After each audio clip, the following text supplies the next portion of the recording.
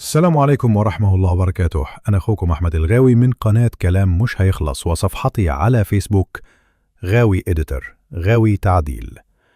اليوم بفتح المتصفح جوجل كروم عشان أنزل كتاب أقرأ، واتفاجئت إن التحميل شغال من خلال المتصفح مش من خلال برنامج داونلود مانجر. أول حاجة جه في بالي إن ممكن تكون الإضافة مش مفعلة، فالمتصفح رغم إن أنا شغال بيها على طول ومستحيل إني أعطلها. بالفعل رحت لي الإضافات، لقيت الإضافة مش مفعلة وجايب لي العلامة دي، وأنا بحاول أفعل الإضافة مش راضية تشتغل خالص. السلام عليكم ورحمة الله وبركاته. قبل ما نبدأ الشرح أرجو منكم تدعوا لي أستاذ الباشمهندس أحمد نجيب بالرحمة والمغفرة.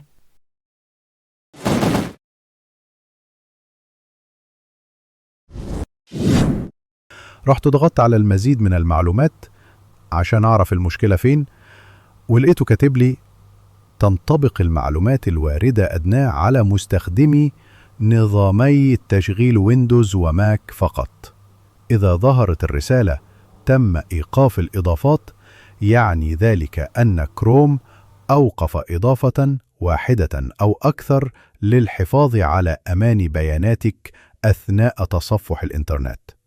ملاحظة: الإضافات اللي يتم إيقافها من خلال كروم إما أنها غير آمنة أو ليست من سوق كروم الإلكتروني.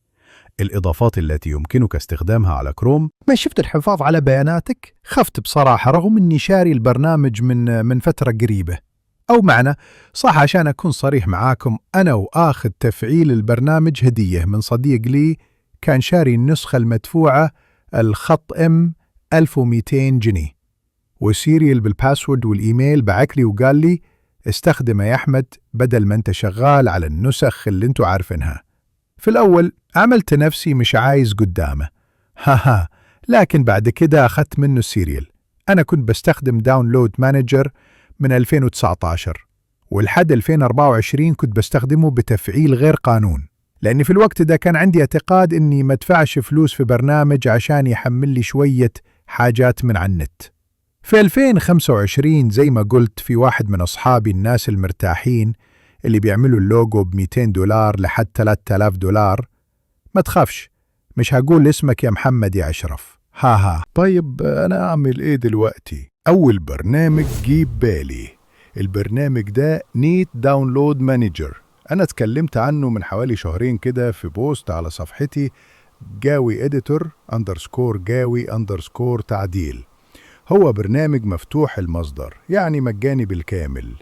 استعرض المزايا والعيوب مع مقارنة بيني وبين برنامج انترنت داونلود مانجر. أبقى أسيب لكم البوست في أول تعليق. المهم يا سيدي يا صديقي، تعال نستغل اللحظة دي نتعلم ونتعرف على البرنامج، ودي أول مرة أستخدم فيها البرنامج معاكم. هتفتح جوجل كروم وهتكتب نيت داونلود مانجر وهتدخل على أول موقع، ودايما انت شايف على الشمال كاتب لك البرنامج ينزل ايه من نوعية الملفات. للعلم ساعات بيتحلك انك تنزل فيديو، بس بصراحة علامة مش بتزعل في كل المواقع، بس في التحميل الملفات المضغوطة والبرامج وملفات PDF البرنامج شغال على نظام الماك والويندوز. انا هدوس على تحميل الويندوز، هينزل معاك بالشكل ده من خلال المتصفح. والساسة طريقة التثبيت مش محتاجه شرح، كله عارفها زي أي برنامج. The next والموضوع خلص. هتطلع على سطح المكتب هتلاقي أيقونة البرنامج بالشكل ده، أو ممكن تلاقيها في قائمة تبدأ شريف. واجهة البرنامج بسيطة خالص زي برنامج داونلود مانجر، بس بشكل بسيط ومرتب لك كل الملفات. شايف على الشمال منظم له كل حاجة ازاي؟ أول ملف ده فيه كل حاجة اللي هو اسمه iDownloads، الملفات اللي نزلت واللي ما نزلتش والمضغوطة والصور والصوت والفيديو، وكمان برضو منظم لك الملف ده زي ما انت شايف كده. أما عن الملف التاني ده اللي اسمه Complete، أيوة شاطر، زي ما جيب بالك الملفات المكتملة يعني اللي نزلت، وبرضه مقسمة لك الملفات تحت بعض. وطبعا الأخير ده الغير مكتملة تعال بقى نتعرف على إعدادات البرنامج. هتروح الإعدادات، هتفتح معاك بالشكل ده زي ما انت شايف. الموضوع بسيط جدا. أول خيار ده المكان تثبيت البرنامج.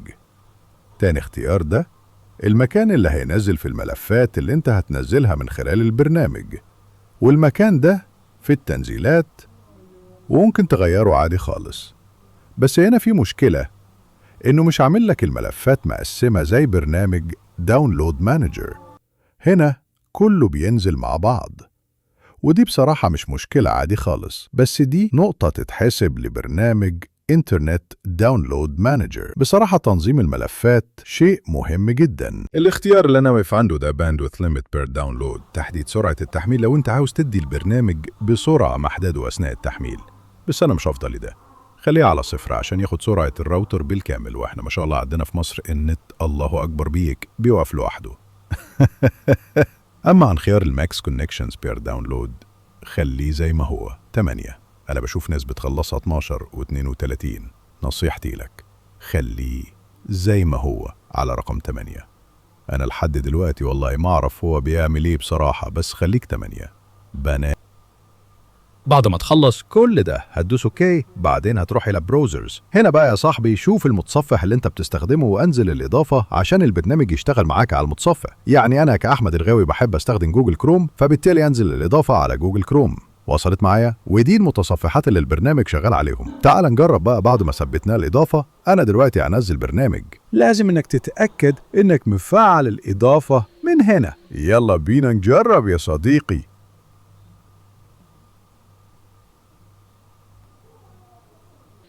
وزي ما انت شايف، اول ما الرابط الجهاز من الموقع بيحمل معاك على طول من خلال برنامج نيتس داونلود مانجر. شايف البرنامج سريع في تحميل ازاي؟ نفس سرعة النت بالظبط. وعادي ممكن توقف التحميل وترجع تكمل تاني زي ما هتشوف دلوقتي. بعد ما توقف التحميل هترجع تاني تفتح البرنامج، تضغط على نوع الملف اللي انت كنت بتحمله من ACE Downloads، هتلاقي الملف لسه منزلش. طيب ازاي يا احمد؟ مش المفروض الاقي الملف ده فيه incomplete؟ انت صح، بس زي ما قلت لك اول ملف ده في كل حاجة زي نوع اختصار للوقت، حاجة زي كده، ملف مجمع. المهم هتروح الى incomplete، هتلاقي الملف، هتدوس عليه كليك يمين ثم resum، هتلاقيه بيكمل معاك عادي خالص دون أي مشاكل. دلوقتي أنا فتحت برنامج نت ليميتر عشان بس هثبت لك إن البرنامج واحد سرعة النت عندي بالكامل. شايف؟ ركز مع الرقم ده زي ما هو هنا هو هناك، يعني سرعة النت بالكامل واخدها. وبس كده. كان معكم أخوكم أحمد الغاوي من قناة كلام مش هيخلص، وصفحتي على فيسبوك غاوي إديتور غاوي تعديل. والسلام عليكم ورحمة الله وبركاته.